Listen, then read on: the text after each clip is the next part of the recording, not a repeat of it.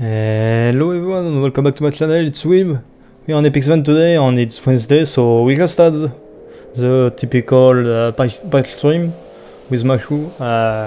This one is pretty big because tomorrow is the 4th year event pretty much. 4th year anniversary was already some day ago, but yeah. So before just going to the news, we got a news previous to the stream, which I think it was yesterday or something like that. It's only on Stove. I don't remember seeing Mahu mentioning it. Maybe he mentioned it quickly, but Edward is getting a buff on his skill 2. I'll probably show it right here. It's only his SU, which I guess is fine. I would have liked his skill 2 to maybe get a little something, like maybe some damage increase just. Would have been nice. But his skill 2 is fine, especially since it's pretty big what they give it. So to say it quickly, he cleans every time you attack him. So every time you attack him, he'll cleanse 1 debuff. It's not every turn like before. And what's no every turn is just the AoE. Those AoEs change a bit also. Now he gains 20% CR buff with it, and he also gets what's it called? Well, you just get damage increases. That's mentioned down below. It's kind of nice because we all know how strong our units with CR push in their passive, especially when it's like that. Like, I mean, just mention Remo or RV, like those units are very strong. Politis as well. They get free CR push from just something in their passive, which is very strong. So yeah, Edward knows that also. It will help him cycle because he can do it every turn, remember, so yeah, that's a very great way for him to cycle, maybe need less speed, and he will be able to cut cleave also. He was already pretty strong against cleave, but now he'll be able to cut them as well, which is definitely strong. But before that, remember to be like the bday and to smash the like and subscribe button. Then now about what was in the back stream. They started off with the Moonlight Theater first story. I think we're only getting the first story for now.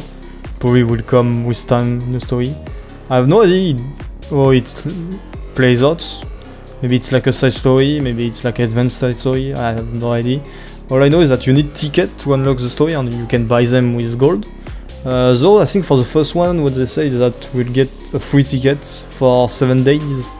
So yeah, maybe clear it for the first time in the first week at least, to not have to buy it afterward. Then what? There is also an artifact that comes with it, which is Prelude to a New Era. It's a free artifact that comes maxed out, so you don't need to max break it. But it doesn't get upgraded as you level it up. The only thing that gets upgraded is the stats that comes with it. But the artifact is pretty nice. It's like a free version of that Guilty Gear artifact, Portraits. It's kind of the same thing, a bit weaker, but it's free, so I guess it's nice for people who don't have the Guilty Gear artifact, but I mean, it comes back every year, so anyway, yeah, people will be able to get it anyway. Oh wait, no, it's actually, I just click it to be sure, but it's actually the same as Portrait. It does, just that Portrait, you need to upgrade it. It's actually the same, it's 20% increased damage. Oh, I thought Portrait was 25. My bad.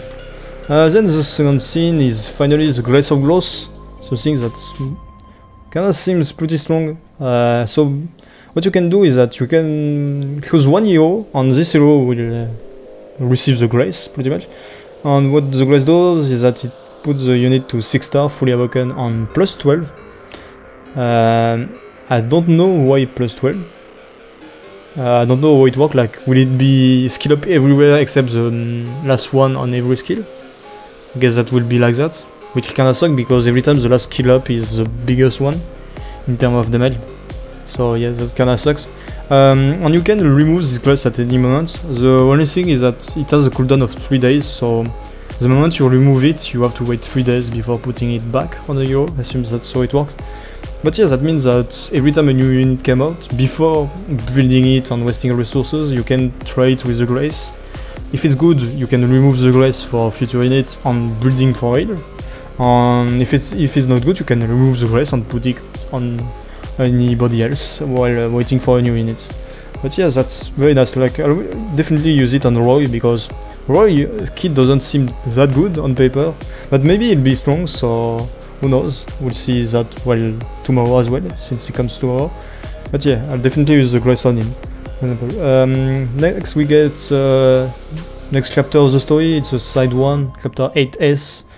Don't really care about that. We get also Ice Edin, which sadly we don't really care about. I think the only good Edin will maybe be the light one, because he seems, from the thing we saw on the video that might get put up, he seems to have a different skill tree animation than the 3 other one.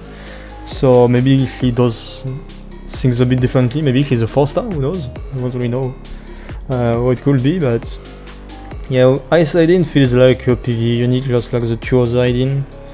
It's just more oriented towards defense break, so I guess an okay unit for Wyvern and stuff like that. Then what the pretty interesting thing we got is EE for Laika, Furious on Moonlight Leo. Moonlight Leo and Laika especially are very interesting because they are both speedy, which get Laika to 124 on ML Leo to 121. Though it's not base speed, remember that the speed on the E aren't calculated in speed sets. So for example, if we take ML Leo, which becomes 121, just like ML Cilias with his E, if you take the same speed sets of your Cilias and put it on Moonlight Leo, your Moonlight Leo should still be slower than your Moonlight Cilias with the same build. Because as I said, the speed on the E isn't counted as base speed, it's only counted as extra, so speed set doesn't work on it. Then on the effect, I don't really know what Laika does because it's one of the rare units I don't have, so all I know is that she has some kind of sleep, a dual attack, kinda like Raz, where she put target debuff on the enemy. Can kinda counter Violet, I guess, that way, but it's still RNG. No, what I think the only great one, like the skill tree, increased chance of sleep, I guess it's not that strong, I guess. I don't really know if it's that strong on Laika, since I've almost never faced one. Though her sleep is pretty low. I think it's still not even 100% chance with this, so still RNG, so probably not that good. The increased damage one is pretty much useless, who use there for damage. And I think the only good one is the skill one, especially if you use it on counter. Like to buff, to circle your highest attack ally, pretty strong.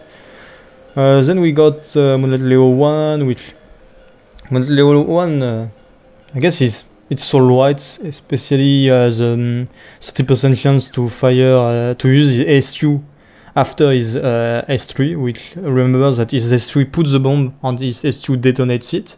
So very strong in my opinion. And then the 2 other one are kinda meh, like why would his S3 buff effectiveness when it's his S3 that needs effectiveness? Doesn't really need it. On the skill 1 extra damage, who cares? Then we got Furious with an attack it's just for Wyvern.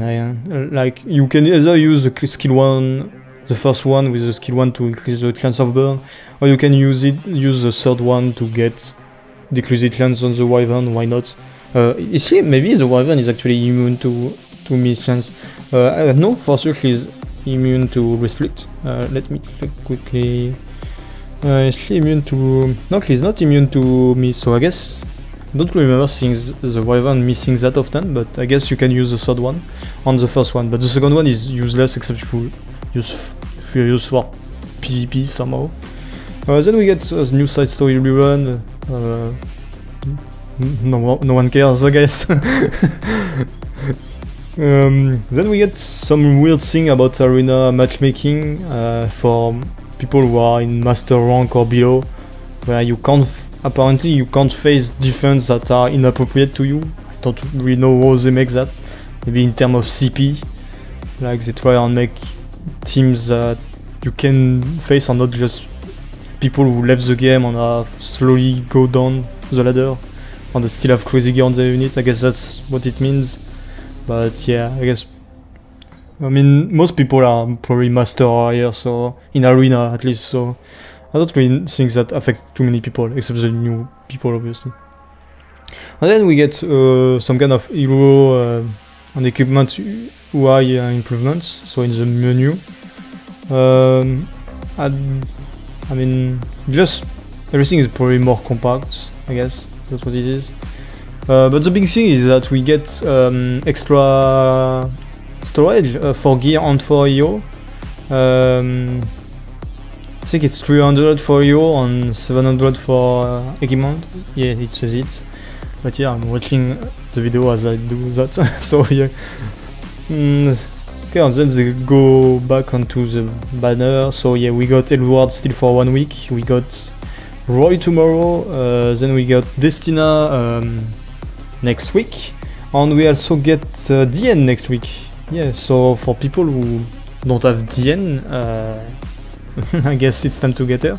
It's actually coming after the Cobra Lab, so most people won't have pull for her, sadly. But yeah, if you can manage to pull for DN, try it. Definitely a good unit now. Then they remember just to that Commander Pavel is coming, Mystic Rotation with Crescent Moonstone, Conclave Rotation. It's 8 win, Belian. Finally Belian.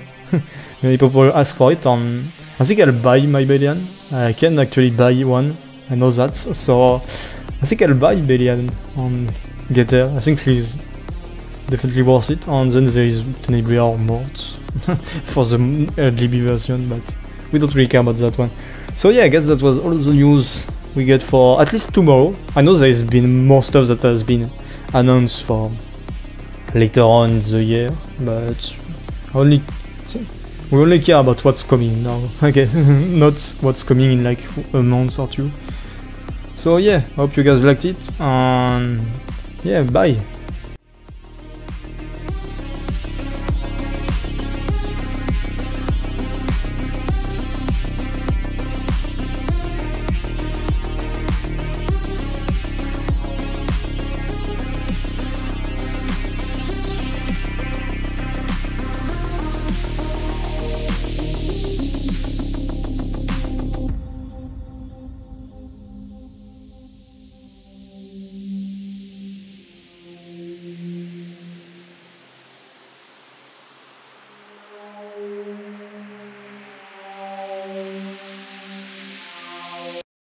Girl, I'm sold. We never took a night off, saw me cold.